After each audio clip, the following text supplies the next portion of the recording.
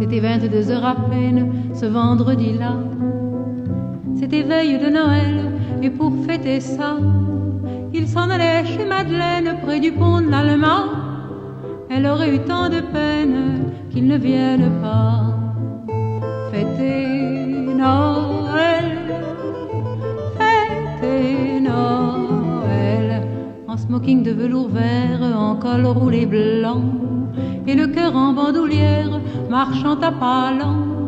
À pied il longeait la selle tout en sifflotant, puisqu'il allait chez Madeleine, il avait bien le temps. Charmant Noël, charmant Noël. C'était 22 heures à peine ce vendredi-là.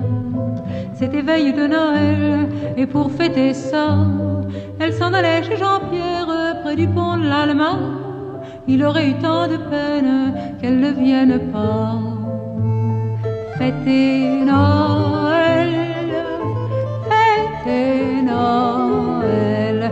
Bottes noires souveraines et gantée de blanc, elle allait pour dire je t'aime, marchant à pas lents. À pied elle longeait la Seine tout en chantonnant, puisqu'elle allait chez Jean-Pierre. Charmant Noël, charmant Noël. Or voilà que sur le pont ils se rencontrèrent, ces deux-là qui s'en venaient d'un chemin contraire.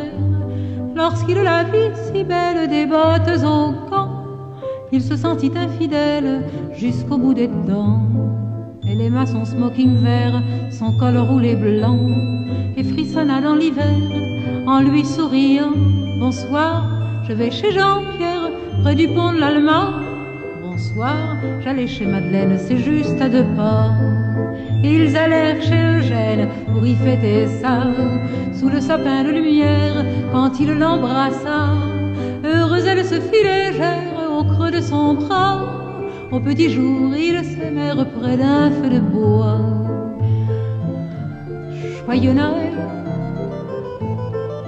joyeux Noël. Mais après une semaine, ce vendredi-là, veille de l'année nouvelle, tout recommença.